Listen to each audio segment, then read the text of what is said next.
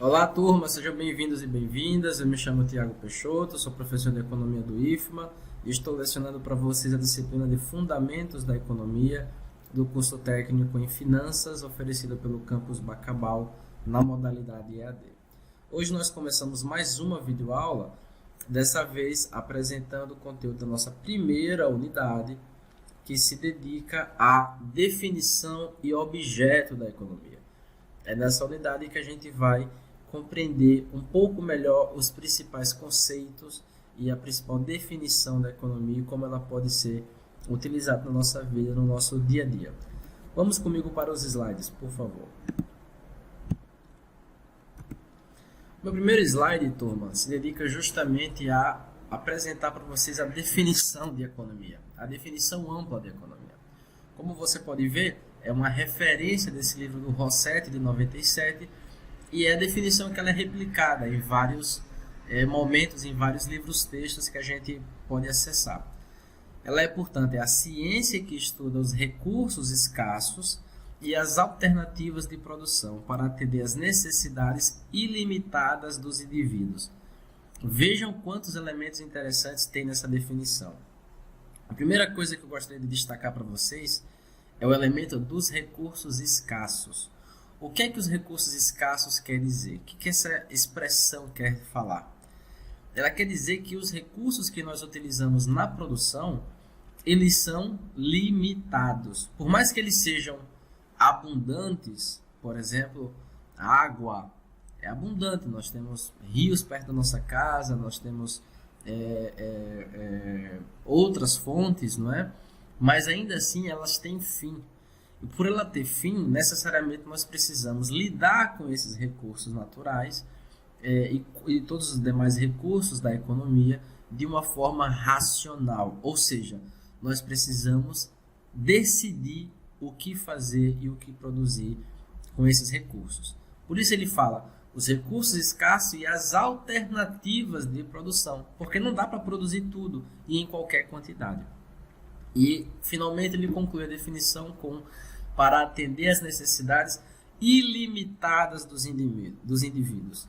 Essa é uma questão interessante, porque esse termozinho ilimitado também não é isento de um grande debate na economia. Ao contrário das ciências exatas, a economia, sendo uma ciência social, ela também convive com vários debates e vários contraditórios em termos de algumas conclusões. Por exemplo, não é consenso de que os indivíduos têm necessidades ilimitadas, mas pelo nosso próprio comportamento na sociedade em que a gente vive como se essas necessidades de fato fossem ilimitadas, e é nesse sentido que o Rossetti incorpora nessa definição.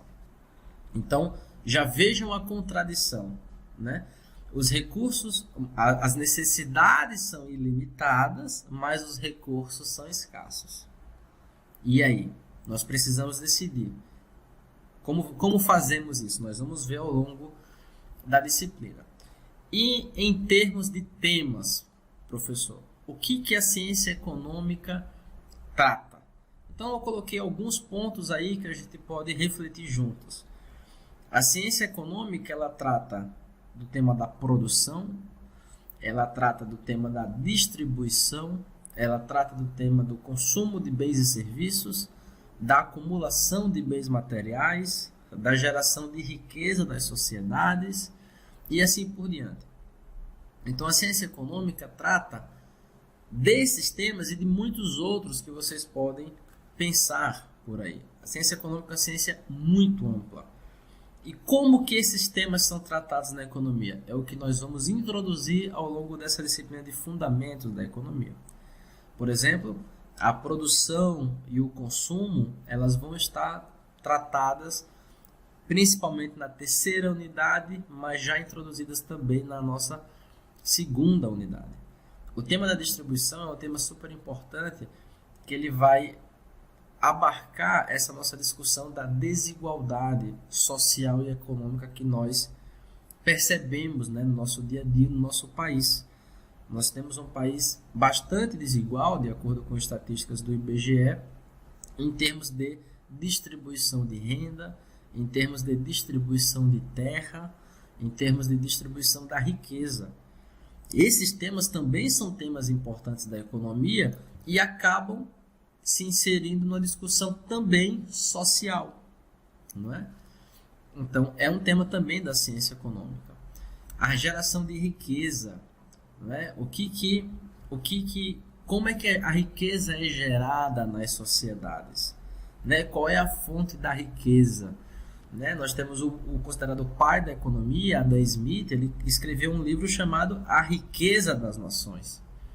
E a proposta do Adam Smith era exatamente mostrar que a riqueza das nações está justamente na força de trabalho e na divisão de tarefas no processo produtivo. Somos nós indivíduos que geramos a riqueza da nação através do trabalho, de acordo com Adam Smith. Mas há quem vai alegar que a riqueza de uma sociedade está relacionada com seu estoque de recursos naturais. O Brasil, por exemplo, o Brasil é riquíssimo em recursos naturais. Mas quando você também vai ver outros elementos da nossa sociedade, elementos sociais, nós convivemos com muitas contradições importantes. Então, alguns elementos fundamentais da economia que a gente precisa compreender desde já. Agentes econômicos. Quem são os agentes econômicos da sociedade? São os indivíduos que agem na economia. E aqui nós podemos pensar em três indivíduos fundamentais, três agentes econômicos fundamentais. O primeiro é o consumidor. O segundo é a empresa. O consumidor, como o nome indica, consome bens. A empresa ou firma produz os bens. E um terceiro agente econômico importante é o governo, que de alguma forma define as regras, as normas e o padrão de convivência em sociedade. Então esses são os três agentes econômicos fundamentais.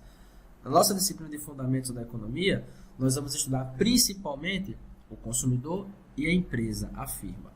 O governo ele é tratado com mais detalhes numa outra disciplina da graduação de economia que se chama macroeconomia.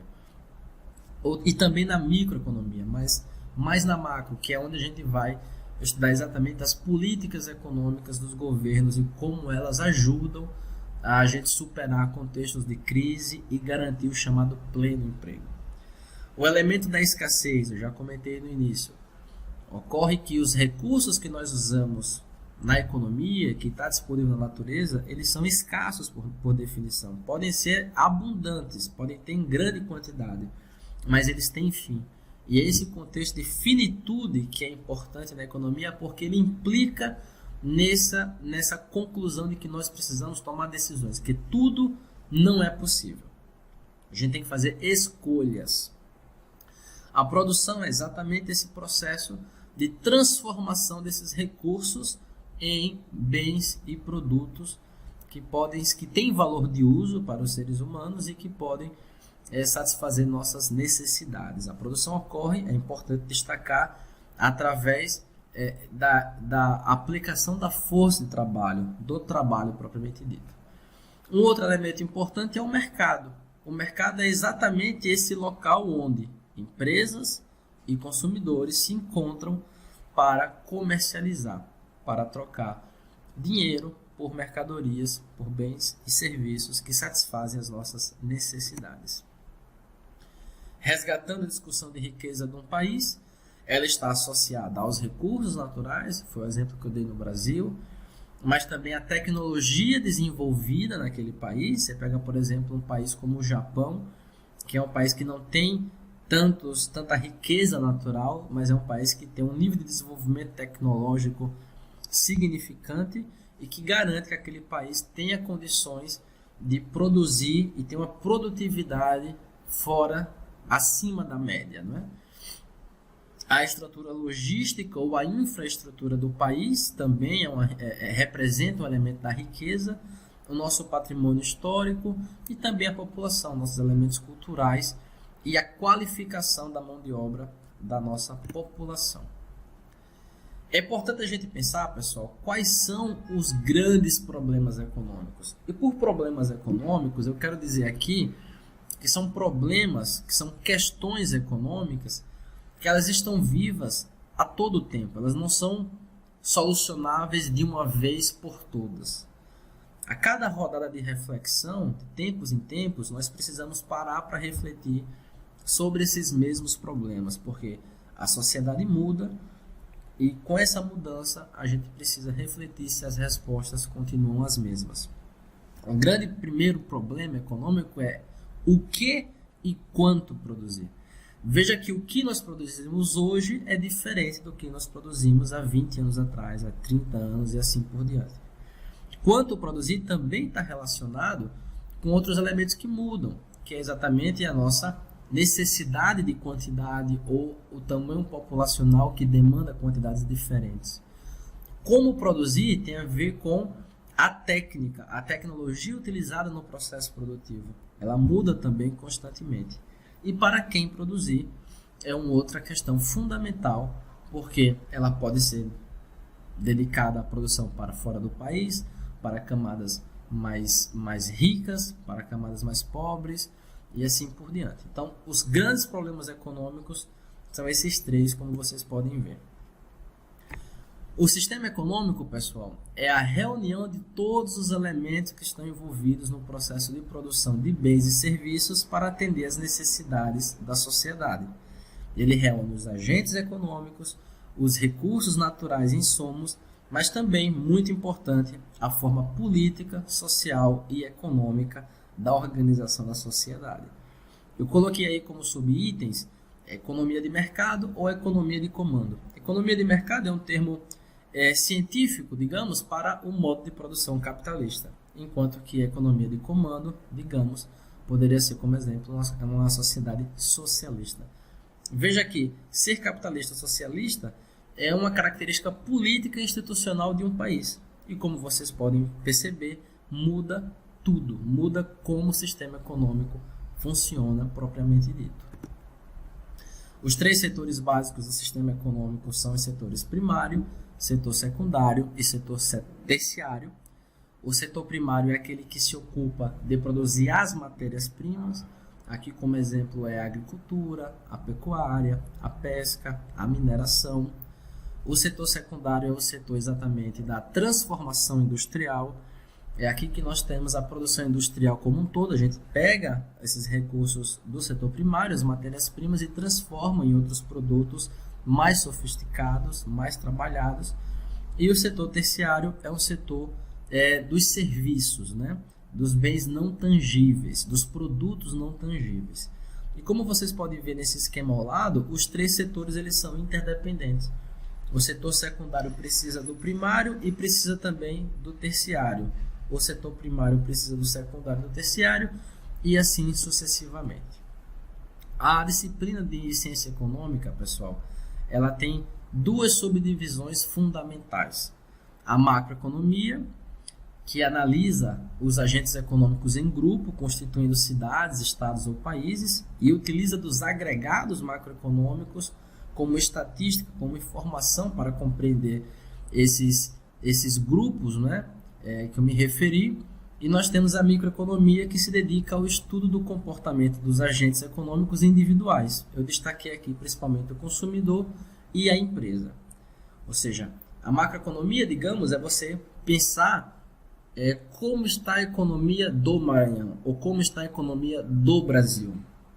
A microeconomia é pensar por que o João tomou essas decisões, por que a empresa B decidiu produzir essa quantidade e não aquela. Então essas são questões, percebam, de escopo completamente diferente e que muda exatamente as preocupações, né, que nós temos com o estudo de cada uma dessas divisões. Finalmente, pessoal, eu queria passar para vocês o material para a consulta para essa aula. São os fascículos que estão disponíveis no nosso plano de ensino. E está aí a sugestão das aulas, dos capítulos que vocês devem estudar. Então, a nossa aula da unidade 1 acaba por aqui. Eu agradeço a atenção e até a próxima. Bons estudos!